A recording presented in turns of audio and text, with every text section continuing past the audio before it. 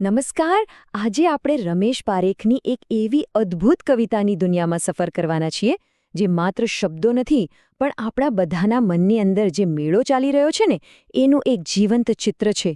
તો ચાલો આ કવિતાના દરેક ભાવને, દરેક રંગને આપણે સાથે મળીને માણીએ અને સમજીએ. કવિતાની શરૂઆત જ કેવી ધમાકેદાર છે જુઓ. આ બે પંક્તિઓ આપણને સીધા જ કવિતાના કેન્દ્રમાં, એના હાર્દમાં લઈ જાય છે. કવિ સ્પષ્ટ કરી દે છે કે આ કોઈ બહારનો દુનિયાદારીનો મેળો નથી, આ તો છે મનપાંચમનો મેળો. એક એવી જગ્યા જ્યાં દરેક જણ પોતાની અસલી ઓળખ, પોતાની જાત લઈને આવ્યું છે. આ કવિતાને બરાબર સમજવી હોય ને તો સૌથી પહેલાં આપણે એના સેટિંગને, એની જગ્યાને સમજવી પડશે. કારણ કે આ કોઈ સામાન્ય મેળો નથી જ્યાં ચકડોળ કે ફજ્જર ફાળકા હોય. ના, આ તો મનનો મેળો છે. તો સવાલ એ થાય કે આ મનપાચમનો મેળો એટલે શું? વેલ, આ એક એવું રૂપક છે, એક એવી કલ્પના છે જ્યાં આખી માનવજાત ભેગી થઈ છે. પણ અહીં લોકો કોઈ વસ્તુઓ વેચવા કે ખરીદવા નથી આવ્યા. ના, અહીં તો દરેક જણ પોતાની અંદરની દુનિયા, પોતાના સુખ-દુઃખ, પોતાની આશાઓ, પોતાની નિરાશાઓ લઈને આવ્યું છે. આ એક બહુ જ ઊંડી મનોવૈજ્ઞાનિક અને ભાવનાત્મક જગ્યા છે. ચાલો હવે જરા આ મેળાની ભીડમાં ડોકિયું કરીએ. કોઈ પણ મેળાની જેમ અહીંયા પણ જબરજસ્ત વિવિધતા છે. પણ આ વિવિધતા લોકોના કપડાં કે દેખાવની નથી. આ વિવિધતા છે એમની અંદર છુપાયેલી લાગણીઓ અને અનુભવોની. અહીંયા જે પહેલો જ કોન્ટ્રાસ્ટ, જે પહેલો જ વિરોધાભાસ આપણને દેખાય છે એ છે આશા અને નિરાશાનો.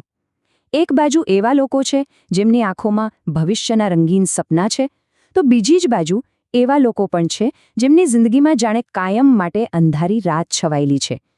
માનવ અનુભવના આ બે મુખ્ય છેડા છે નહીં? અહીંયા જ તો કવિ રમેશ પારેખની ખરી કમાલ દેખાય છે. જુઓ તો ખરા, કેવી નાની નાની સાદી ઇમેજીસથી કેટલી મોટી વાત કહી દે છે. કોઈ ફુગ્ગાનું ફૂટવું લઈને આવ્યું છે તો કોઈ દોરાનું તૂટવું.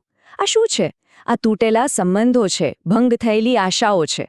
તો સામે કોઈ તંબુની નિરાંત, એકદમ સુરક્ષાની ભાવના લઈને આવ્યું છે, અને કોઈ બિચારું સતત ફાળ, એટલે કે એક જાતના ડર અને ચિંતામાં જ જીવી રહ્યું છે. અને આ કવિતાનો કદાચ સૌથી સુંદર અને સૌથી ધારદાર વિરોધાભાસ અહીંયા છે. એક તરફ એવા લોકો છે જે ખિસ્સામાં અજવાળું અને મુઠ્ઠીમાં પતંગિયા લઈને ફરે છે. આનો મતલબ શું? શુદ્ધ આનંદ, નિખાલસ ખુશી, ઉમંગ. અને બીજી તરફ એવા લોકો છે જેમને વારસામાં, મેરાતમાં લીલી સુખી આંખો મળી છે. એટલે કે પેઢીઓથી ચાલ્યું આવતું એક ઊંડું દુઃખ, જે ક્યારેક લીલું થાય, ક્યારેક સુકાઈ જાય, પણ ક્યારેય જતું નથી. અત્યાર સુધી આપણે જે વાત કરી એ તો કદાચ કોઈના ચહેરા પરથી કે વર્તન પરથી દેખાઈ પણ જાય. પણ હવે કવિ આપણને એવા આંતરિક બોજ તરફ લઈ જાય છે જે બહારથી બિલકુલ દેખાતા નથી. એવો બોજ જે દરેક વ્યક્તિ પોતાની અંદર ઊંડે ઊંડે છુપાવીને ફરે છે. ચાલો આ યાદી પર એક નજર કરીએ. આ શું છે? આ એ સામાન છે જે આપણે બધા અંદર છુપાવીને ફરીએ છીએ. અહીં તૂટેલા સપના છે, તૂટેલા સંબંધો છે, પછી ઉભડક લાગણીઓ, એટલે કે એવી ફિલિંગ્સ જે હજુ પાકી નથી, જે કન્ફ્યુઝડ છે. ધસમસતા ખાલી ચહેરા, એટલે કે એવા લોકો જે બહારથી તો બહુ દોડધામ કરતા દેખાય પણ અંદરથી એકદમ ખાલીખમ હોય. અને અધકચરા જજ્બાત, એટલે કે કાચી, અધૂરી ભાવનાઓ. આ દરેક વસ્તુ એક અલગ જ પ્રકારના આંતરિક સંઘર્ષની કહાની કહે છે. એક મિનિટ, આ પંક્તિ પર આપણે થોડું રોકાવવું પડશે. આ કોઈ સાદી એકલતાની વાત નથી. કવિ અહીંયા શબ્દ વાપરે છે ફાડી ખાનારું એકાંત. આ શબ્દોની તાકાત તો જુઓ. આ એક એવી આંતરિક પીડા છે જે વ્યક્તિને અંદરથી જ કોતરી ખાય છે, જેની તીવ્રતા સહન ન થાય એવી છે. શું પાવરફુલ ઇમેજ છે! અને હવે કવિતામાં એક જબરદસ્ત વળાંક આવે છે. અત્યાર સુધી કવિ જાણે દૂર ઊભા રહીને આ બધું જોતા હતા, એક નિરીક્ષકની જેમ. પણ હવે એ પોતે એ ભીડનો, એ મેળાનો એક ભાગ બની જાય છે. આ જે બદલાવ છે ને એ બહુ જ મહત્વનો છે. કેમ? કારણ કે જ્યારે કવિ પોતાને પણ એ ભીડમાં સામેલ કરે છે ત્યારે આ કવિતા ફક્ત બીજાના દુઃખનું અવલોકન નથી રહેતી. એ એક સાર્વત્રિક માનવ અનુભવ બની જાય છે. એ બતાવે છે કે દુઃખ કોઈને છોડતું નથી, ખુદ કવિને પણ નહીં. કવિ પોતાના દુઃખને કેવી રીતે બતાવે છે? એ પોતાને પથ્થરો જેવા કઠોર, સંવેદનહીન જગત વચ્ચે એક નાનકડા તરણા તરીકે જુએ છે. એક નાજુક ઘાસનું તણખલું, જેનું હિજરાવું, જેનું દુઃખ કોઈને દેખાતું પણ નથી, કોઈને એની પરવા પણ નથી. પોતાના અંગત દર્દની આ કેટલી સુંદર અને નાજુક રજૂઆત છે. અને હવે આપણે કવિતાના અંતિમ અને સૌથી મહત્વના નિષ્કર્ષ તરફ આગળ વધી રહ્યા છીએ.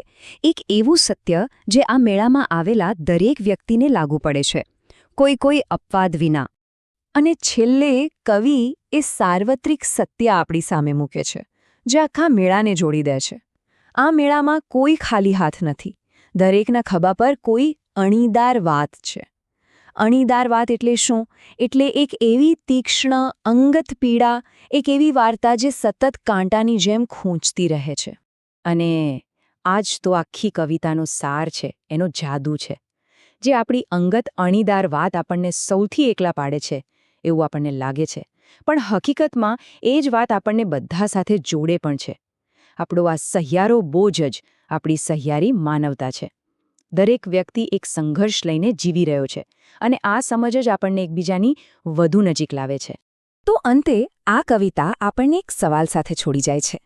જીવનના આ વિશાળ મેળામાં આપણા પોતાના ખભા પર એવી કઈ અણીદાર વાત છે જે આપણે લઈને ફરીએ છીએ? કદાચ આ સવાલનો જવાબ જાતે શોધવાનો પ્રયાસ કરવો એ જ સાચી માનવતાની શરૂઆત છે.